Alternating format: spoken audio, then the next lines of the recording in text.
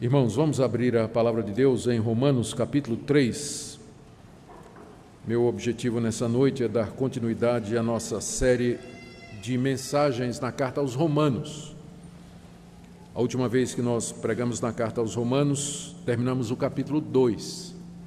Hoje nós iremos iniciar o capítulo 3 e vamos do primeiro verso até o verso 8º. Romanos capítulo 3, de 1 a 8.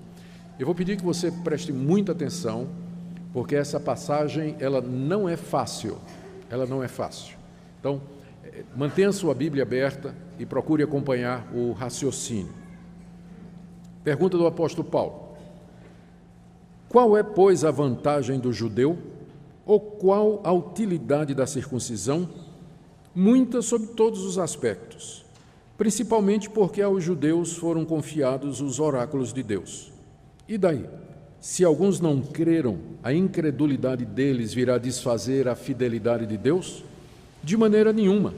Seja Deus verdadeiro e mentiroso todo homem, segundo está escrito, para seres justificado nas tuas palavras e venhas a vencer quando fores julgado. Mas se a nossa injustiça traz a lume a justiça de Deus, que diremos? Porventura será Deus injusto por aplicar a sua ira? Falo como homem. Certo que não. Do contrário, como julgará Deus o mundo? E se por causa da minha mentira fica em relevo a verdade de Deus para a sua glória, porque sou eu ainda condenado como pecador? E porque não dizemos, como alguns caluniosamente afirmam que o fazemos, pratiquemos males para que venham bens? A condenação destes é justa. Que Deus queira nos conduzir, irmãos, nessa passagem, iluminar o nosso entendimento e nos dar instrução espiritual. Nós estamos, como eu disse, diante de uma das passagens mais difíceis da carta de Paulo aos Romanos. O conhecido John Piper, num comentário ou numa série que ele fez de estudos na carta aos Romanos, ele menciona que vários estudiosos que ele consultou considera essa passagem como a passagem mais difícil de toda a carta aos Romanos. E a dificuldade maior está na maneira como o apóstolo Paulo argumenta. O argumento de Paulo aqui é difícil de seguir. E aí o John Piper, depois que ele pregou um sermão aqui nessa passagem, aí ele pregou um outro sermão cujo título é Por que é que Deus coloca passagens difíceis na Bíblia? Não é que eu estou com vontade de fazer a mesma coisa domingo que vem. Por que Deus coloca passagens difíceis na Bíblia? E ele deu algumas respostas que eu considerei interessantes e eu quero trazer aqui para vocês. Primeiro, obriga o povo a estudar. Para que você estude, você tem que aprender a ler. Para que você aprenda a ler, você tem que ir para a escola. E para que você vá para uma escola, alguém tem que abrir uma escola. Não é de estranhar de que o movimento que deu início à ideia de escolas públicas em toda a Europa começou com quem? Reforma Protestante. E por quê? Porque uma das primeiras coisas que os protestantes fizeram foi traduzir a Bíblia para a língua do povo.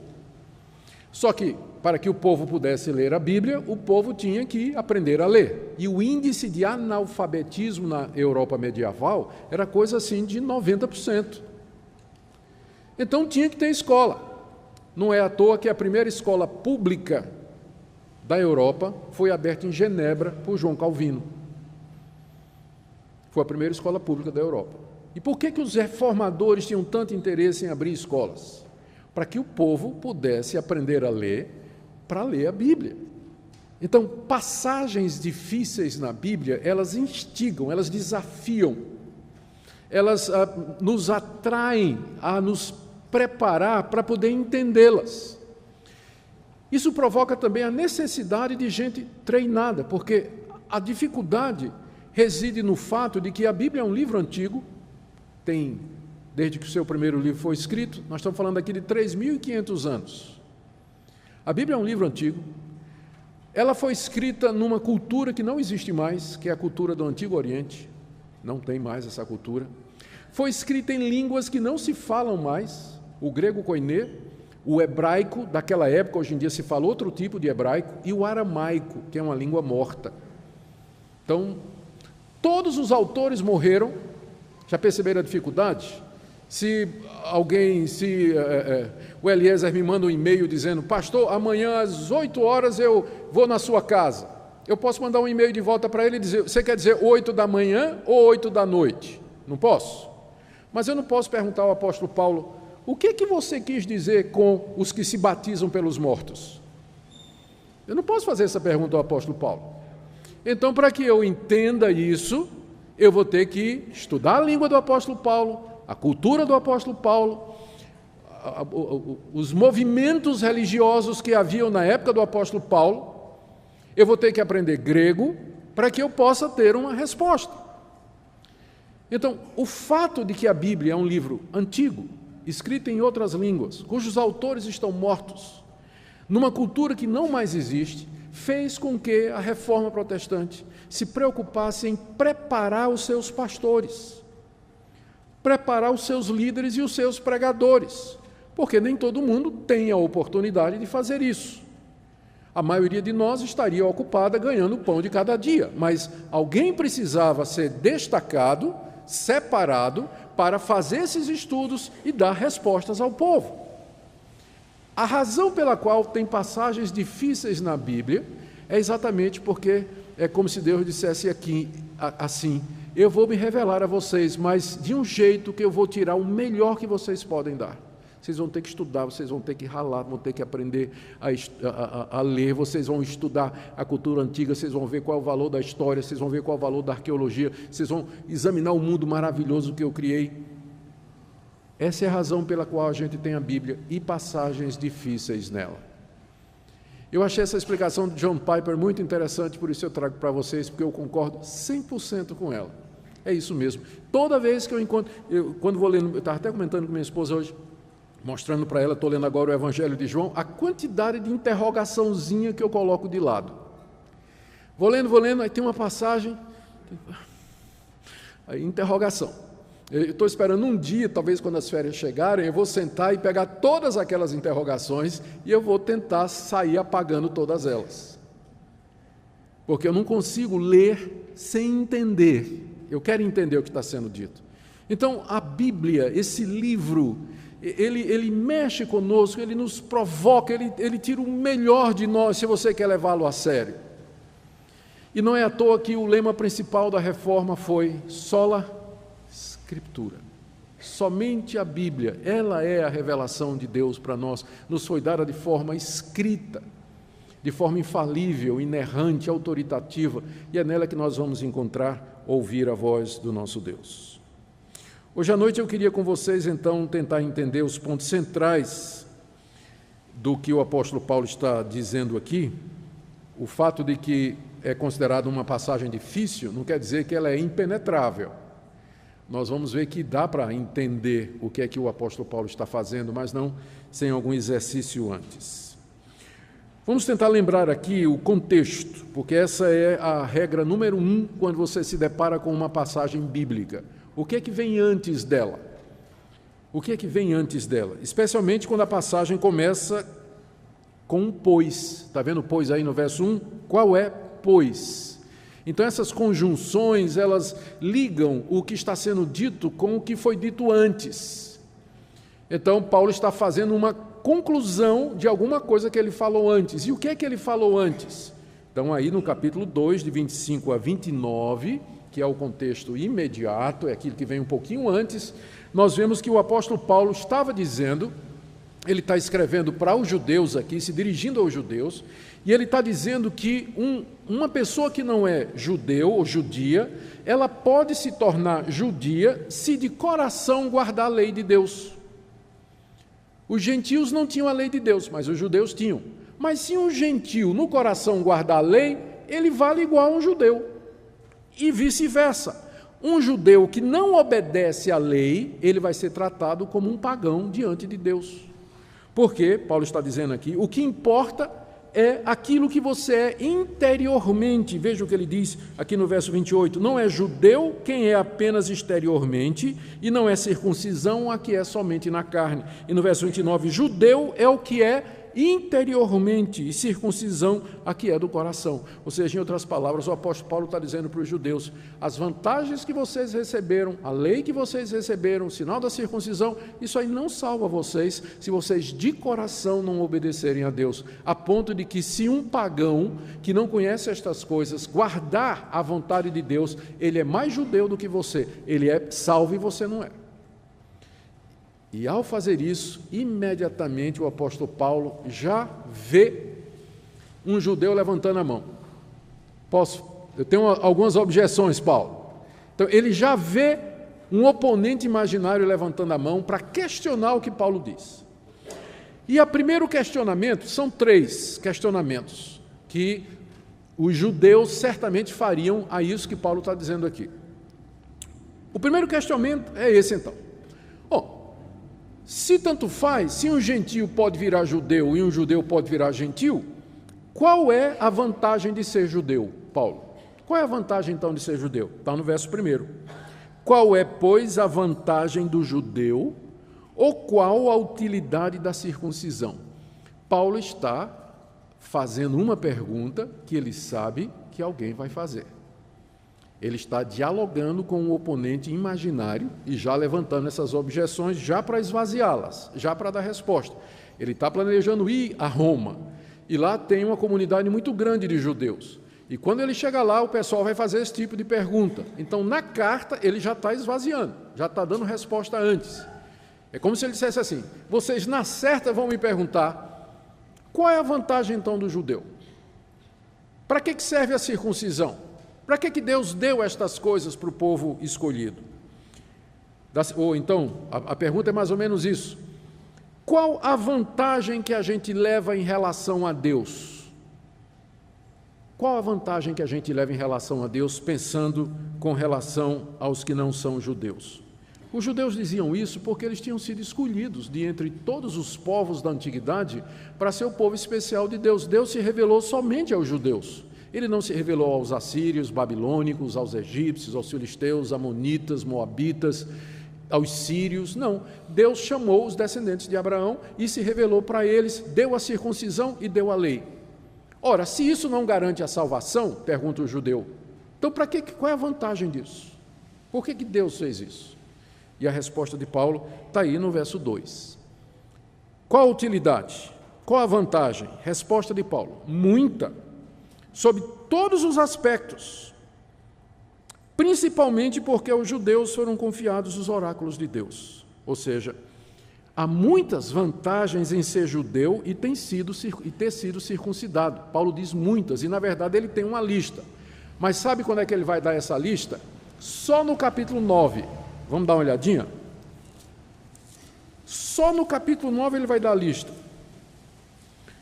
Capítulo 9, de 1 em diante. Digo a verdade em Cristo, não minto, testemunhando comigo no Espírito Santo a minha própria consciência. Tenho grande tristeza e incessante dor no meu coração, porque eu mesmo desejaria ser anátema, separado de Cristo, por amor de meus irmãos, meus compatriotas segundo a carne. Agora vem a lista. São israelitas, pertence-lhes a adoração, a adoção, também a glória, as alianças, a legislação, o culto, as promessas, os patriarcas. Deles vem o Cristo, segundo a carne, que é sobre todos Deus bendito para todos sempre. Amém. Olha aqui a vantagem do judeu.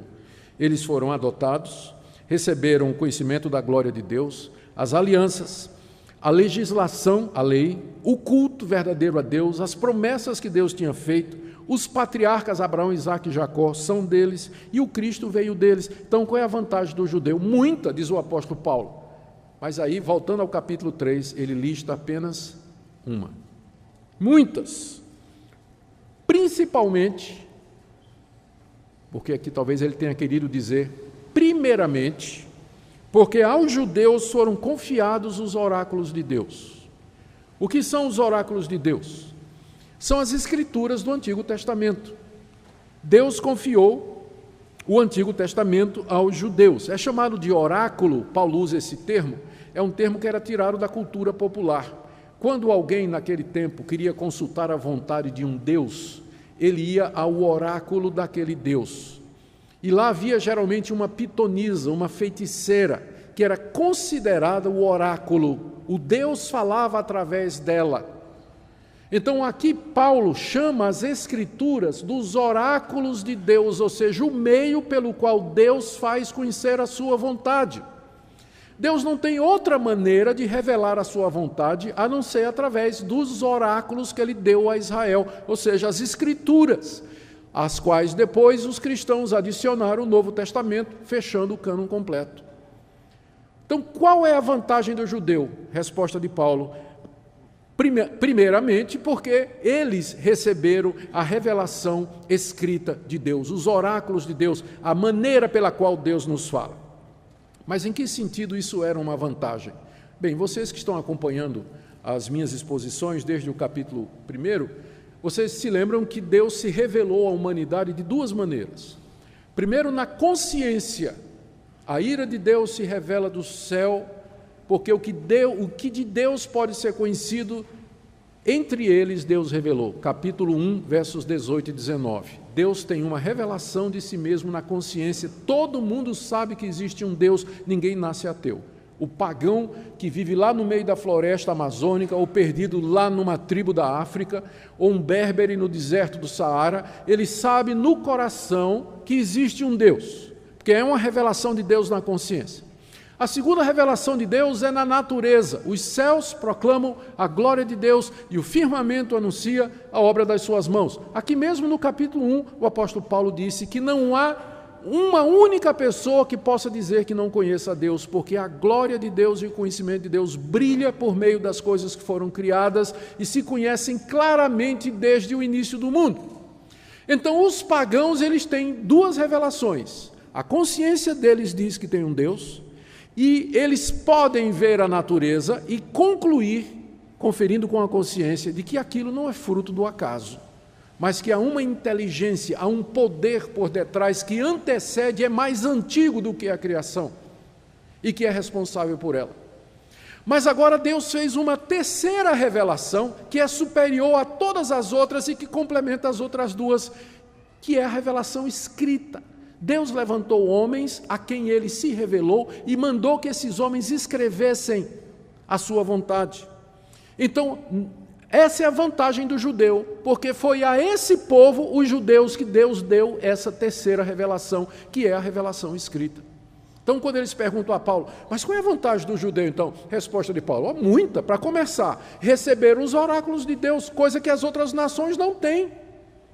Eles não sabem o nome de Deus, não sabem quem é que criou todas as coisas, não sabem que esse Deus é bom, justo, verdadeiro e misericordioso. Eles não sabem que esse Deus tem um filho chamado Jesus Cristo. Eles não sabem que esse Deus está pronto a perdoar. Eles não sabem que Deus levantou um homem chamado Abraão, com quem fez uma promessa, ou um pacto, uma aliança, e desse veio o Salvador do mundo. Eles não sabem disso, mas o judeu sabe, porque está nos oráculos de Deus. Essa é a vantagem de Israel no Antigo Testamento sobre todas as outras nações, porque a eles foram confiados os oráculos de Deus. Tudo bem. Resposta de Paulo foi essa daí. Pergunta: mas Paulo, você está dizendo tanto faz ser judeu ou gentil, qual é a vantagem do judeu? Espera aí, é muita. Primeiro, receberam os oráculos de Deus. Aí, Paulo já vê outro judeu levantando a mão. Segunda objeção: mas Paulo, então vamos pensar.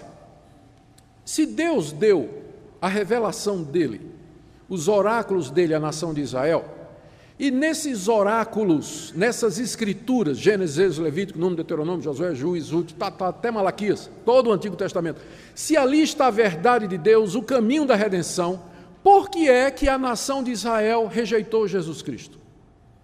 Por que é que a nação toda foi incrédula? Isso não é uma prova de que Deus abandonou então o seu povo? Essa vantagem não valeu nada, porque no final ninguém creu em Jesus Cristo entre os judeus. Deus abandonou o seu povo, então não é vantagem nenhuma. Paulo trata disso a partir do verso 3. Olha aí, ó. E daí? Ele está falando como se fosse o opositor, não é? Se alguns não creram, Paulo aqui está sendo generoso. Não é que se alguns não creram, se muitos não creram, quase a totalidade da nação judaica. Se alguns não creram, a incredulidade deles virá desfazer a fidelidade de Deus? Essa é a objeção. Eles não creram. Então, essa infidelidade, essa incredulidade deles significa que Deus não manteve as suas promessas que ele tinha feito, Deus não guardou essa vantagem que ele deu para o judeu? Resposta de Paulo, surpreendente, do verso 4 em diante: de maneira nenhuma.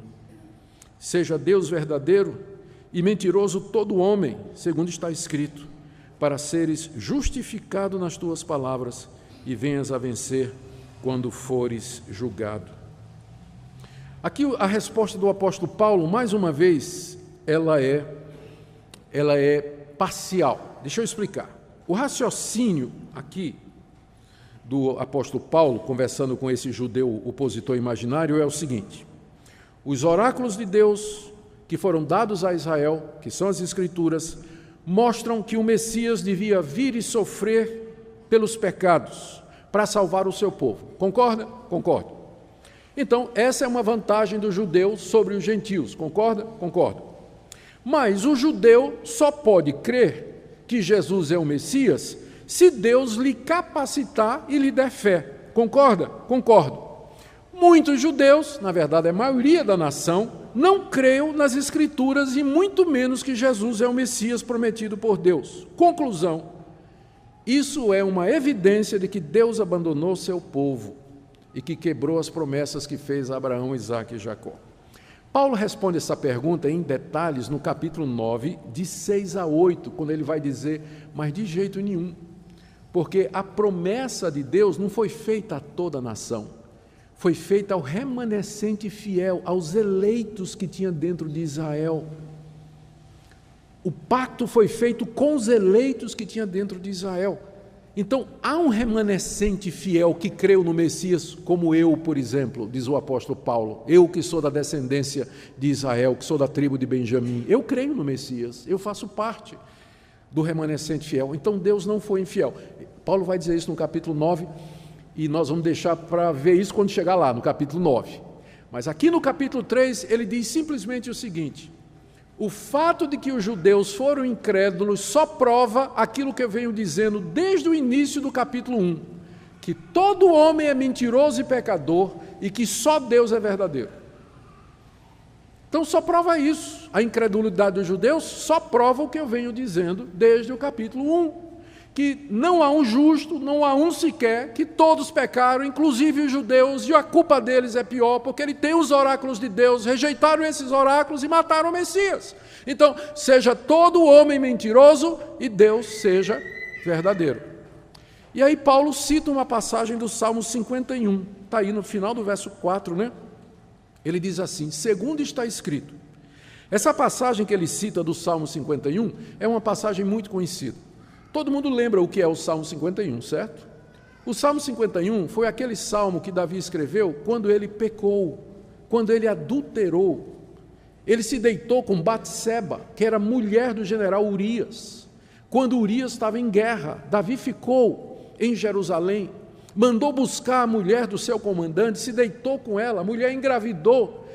E quando a coisa ia se tornar pública, ele tentou trazer o homem de volta para que tivesse relações com a mulher, para parecer que o filho era dele, não deu certo, então ele mandou matar aquele homem, mandou matar o marido da mulher, e depois levou a mulher para morar com ele no palácio. Davi fez isso. E quando um dia o profeta Natã, enviado por Deus, repreendeu Davi, Davi se humilhou profundamente diante de Deus, se arrependeu no pó e na cinza, sofreu as consequências, porque o castigo de Deus foi tirar a vida da criança. E toda a família de Davi se esfacelou a partir dali, como juízo de Deus sobre o que ele tinha feito. Mas Davi foi perdoado, o que significa que perdoar nem sempre implica em retirar as consequências. Mas o ponto aqui é que a compulsão do coração de Davi foi tão grande, a tristeza foi tão grande, que ele declarou, ele confessou o seu pecado publicamente. E o Salmo 51 é a confissão do rei Davi. E lá no meio do Salmo ele diz assim: pequei contra ti somente, e fiz o que é mal perante os teus olhos, de maneira que serás tido por justo no teu falar, e puro no teu julgar. O que Davi está dizendo aqui é o seguinte: Deus, tu és justo e puro ao me condenar pelos meus pecados, e o meu pecado justifica a tua justiça. O meu pecado mostra que tu és justo ao me castigares. Paulo pegou essa passagem e ele está citando aqui, e fazendo a seguinte aplicação: da mesma forma que o pecado de Davi e que Deus o castigou, isso não significa que Deus abandonou Davi. Da mesma forma, a incredulidade dos judeus e o castigo de Deus sobre os judeus não prova que Deus abandonou os judeus, mas apenas mostra esse ponto, que todo homem é mentiroso e pecador, e que só Deus é justo e verdadeiro. É o final do verso 4, para seres justificado nas tuas palavras e venhas a vencer quando fores julgado. Paulo agora vê um terceiro judeu levantando a mão. E eu acho que Paulo está perguntando: rapaz, isso não tem fim, né? Parece briga de Facebook. Tem uma regra boa no Facebook: se você responder, não vai terminar nunca. Que vem a contra-resposta, aí você dá a resposta, vem a tripla resposta, não tem fim. Mas tem um judeu lá, mas então, Paulo, eu tenho mais uma objeção. Se é isso que você está dizendo, a objeção é mais ou menos o seguinte: então não faz sentido Deus castigar ninguém. Porque se o meu pecado traz a lume a justiça de Deus, por que Deus vai castigar aquelas pessoas que colaboram para a glória dele? Se o meu pecado mostra que Deus é santo e que Ele é justo, por que Deus vai me castigar? Não faz sentido, eu estou fazendo um favor a Deus. Não estou? O meu pecado não mostra que Ele é justo, que Ele é santo e verdadeiro?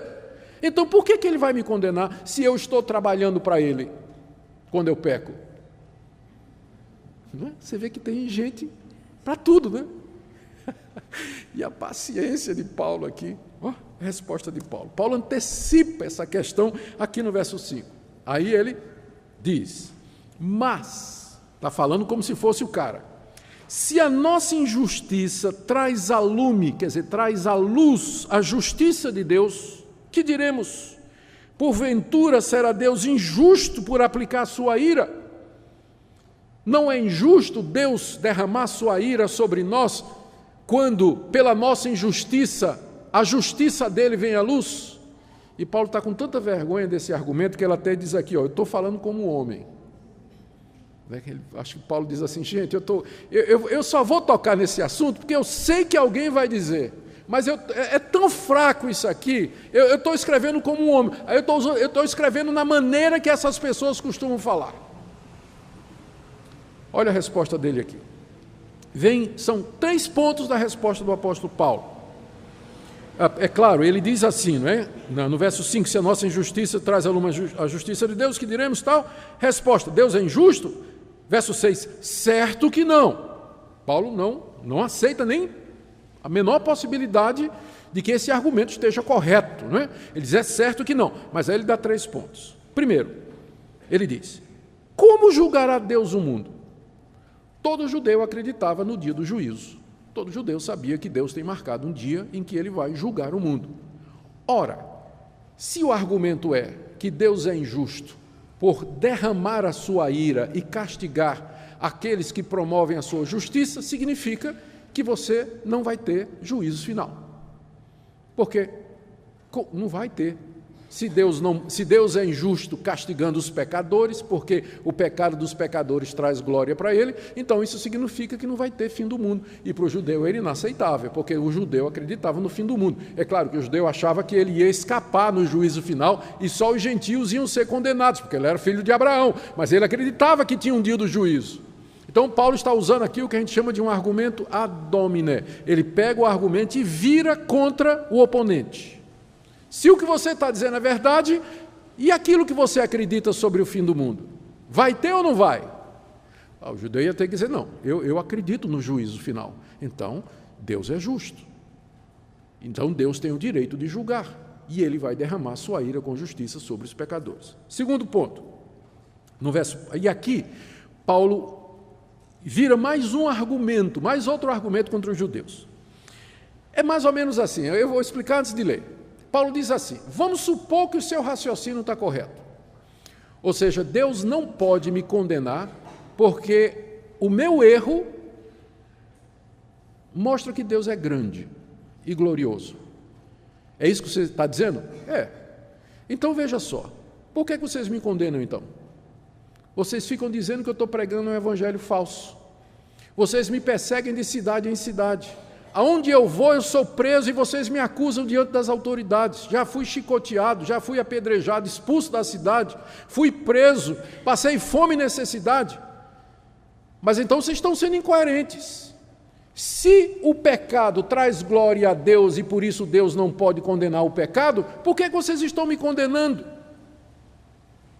Não é? Vocês dizem que o que eu prego é uma mentira, que é o evangelho. Os judeus diziam isso, que Paulo estava pregando uma mentira. Ora, se o que Paulo está pregando é uma mentira, essa mentira de Paulo está só confirmando que Deus só tem um Deus que é verdadeiro.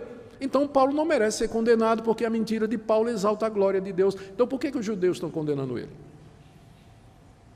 Tá aí o raciocínio, é o que está no verso 7. Se por causa da minha mentira fica em relevo a verdade de Deus para a sua glória, porque sou eu ainda condenado como pecador? Ele está falando como homem, não é? Ele está usando o que a gente chama de um argumento ad hominem, ou seja, contra o homem, virando o argumento contra o acusador. E aí, o terceiro ponto do argumento, verso 8. Esse argumento é mais ou menos o seguinte: se isso que vocês estão dizendo está certo, que Deus não pode derramar sua ira sobre o pecador, porque o pecado no final glorifica a Deus, então nós vamos dizer o seguinte, vamos cometer o mal para que venham bens, vamos pecar para que a graça seja superabundante, vamos fazer o que é errado para que o perdão de Deus seja cada vez maior, vamos afundar na imoralidade para que transpareça a santidade de Deus, façamos males para que venham bens. E o pessoal dizia que essa era a pregação do apóstolo Paulo. Você pode imaginar isso? O pessoal dizia que era isso que Paulo pregava. Agora, pensa com a cabeça do judeu. Ele escutava Paulo pregando. O que era a pregação de Paulo? O homem é salvo pela graça, mediante o sacrifício de Cristo. Não é por nada que o homem faça. E onde o pecado abundou, superabundou a graça de Deus é maior do que o nosso pecado. O judeu ouvia isso aí e dizia, peraí, o que esse cara está dizendo é o seguinte, quanto mais eu pecar, mais graça eu vou experimentar. Essa mensagem que esse homem está pregando é uma mensagem perigosa, porque vai fazer com que as pessoas se sintam seguras. Elas vão começar a imaginar que são salvas pela graça, e aí elas vão viver de qualquer jeito. Vão viver na imoralidade, na desonestidade, na pornografia, na impureza, na cobiça, na lascívia, no ódio, na mágoa, e elas não vão achar que isso seja nada errado, porque a salvação não é pela graça. Se é pela graça, não é pelas obras. Se não é pelas obras, não importa o que eu faça, eu vou ser salvo de qualquer jeito. Então, a mensagem desse homem é perniciosa, é perigosa. Era assim que funcionava a cabeça do judeu quando ele ouvia Paulo pregando que a justificação é pela fé em Cristo Jesus. E foi essa a interpretação da Igreja Católica quando Lutero começou a dizer o homem é justificado pela fé somente sem obras da lei. A Contra-Reforma Católica veio em cima e dizendo essa sua mensagem é uma heresia porque ela libera os homens para viver de qualquer jeito. E aí no Concílio de Trento eles condenaram a mensagem da reforma. E até hoje, eu entendo por que as pessoas pensam assim. Às vezes, quem dá razão para elas pensarem assim, somos nós. Porque nós dizemos que somos salvos. Nós dizemos que cremos em Jesus Cristo. Mas a gente vive como se não fizesse diferença nenhuma diante de Deus se eu adultero ou não. Se eu vou para a cama com minha namorada ou não. Se eu sou desonesto ou não. Os evangélicos fazem isso.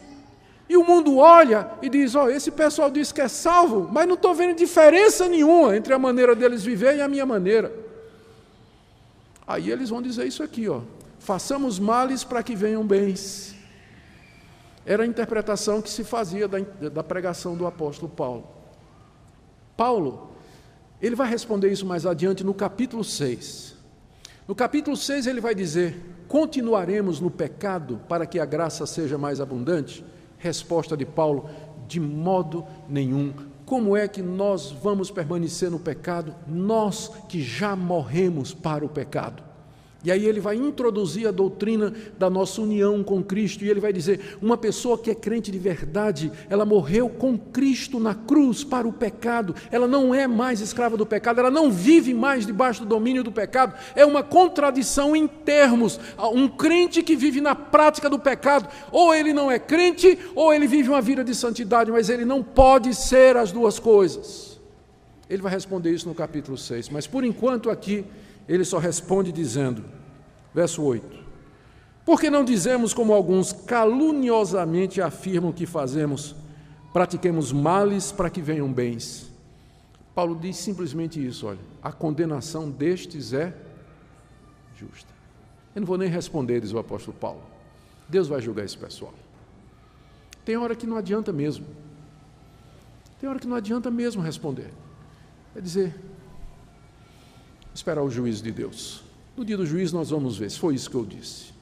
Eu quero concluir aqui, irmãos, fazendo a seguinte pergunta, o que é que podemos aprender aqui, dessa passagem difícil, teológica, né, que segue raciocínios tortuosos, né? Nós podemos aprender algumas coisas. Primeiro, que há uma tendência no coração humano de se revoltar contra Deus e questionar o seu julgamento. 3 objeções. Paulo tinha dito, a salvação é pela fé, pela graça. 3 vezes os oponentes levantaram objeções e cada vez tinha um argumento diferente e mais complicado. Há uma tendência no coração humano de não se sujeitar aos oráculos de Deus, de não querer aceitar a revelação de Deus. Nesse sentido, não há neutralidade. O nosso coração é naturalmente inclinado ao mal. Nós somos inimigos de Deus por nascimento. É somente pela graça de Deus que nós vencemos essa inclinação hostil a Deus e nos sujeitamos ao senhorio de Cristo. Se Deus não tiver misericórdia de nós, o nosso coração carnal, rebelde e corrupto vai se levantar contra Deus, questionar e se rebelar como essas pessoas estavam fazendo aqui. As pessoas são capazes de forjar argumentos e silogismos para justificar a si mesmas e os seus pecados. Outra coisa que nós vimos aqui, que os judeus receberam muitos privilégios da parte de Deus, isso é verdade, mas eles perderam esses privilégios por causa da incredulidade na revelação que Deus lhes deu e porque eles rejeitaram o Messias Jesus Cristo. Mas a incredulidade do povo escolhido de Deus no Antigo Testamento não mostra a infidelidade de Deus, simplesmente mostra que nós todos somos pecadores corrompidos, em comparação com Deus que é justo, verdadeiro, santo e bom. Uma vez eu vi o Paul Washer fazer uma declaração, eu sei que era uma declaração de efeito, mas eu achei extraordinária. Ele disse assim, sabe qual é, ele está falando para um auditório, e depois isso viralizou na internet, muitos de vocês já devem ter ouvido. Ele falando para um grande auditório, ele disse assim, você sabe qual é a pior notícia que eu posso dar a vocês nessa noite? Deus é bom. E por que isso é uma má notícia? Que eu sou mau e vivo num universo controlado por um Deus bom. Essa é a má notícia, que Deus é bom. Por que é uma má notícia? Porque eu odeio esse Deus, porque eu sou inimigo dele, porque eu não quero ser como ele, eu quero fazer o que eu quero fazer. Eu não quero que esse Deus bom me ensine a ser bonzinho. Eu não quero ser bom, eu quero ser mau. Eu quero fazer o que eu gosto. Quero fazer o que eu gosto. Então, a incredulidade do judeu e a rebeldia dos pagãos, enfim, aponta para aquilo que nós já sabemos, que nós somos uma raça corrompida e pecadora num universo guiado, criado e controlado por um Deus justo e bom. Outra coisa que nós aprendemos aqui é que Deus haverá de julgar o mundo um dia. Um dia Ele vai trazer a juízo toda a obra. E naquele dia ele vai derramar a sua ira sobre os incrédulos, os rebeldes, judeus ou gentios. E ao fazer isso, ele estará sendo justo e verdadeiro. E ao fazer isso, ele vai ser justificado com o realce da sua santidade e da sua glória. Por isso, nós devemos rejeitar toda e qualquer desculpa em nosso coração e na nossa mente que incentive, justifique ou diminua o pecado. Nós devemos nos livrar de qualquer tentativa do nosso coração enganoso de abrigar o pecado em nossa mente e em nosso coração, sabendo que Deus conhece todos esses silogismos. Em conclusão, já tinha dito conclusão há 10 minutos atrás, né? Fazer algumas aplicações práticas aqui.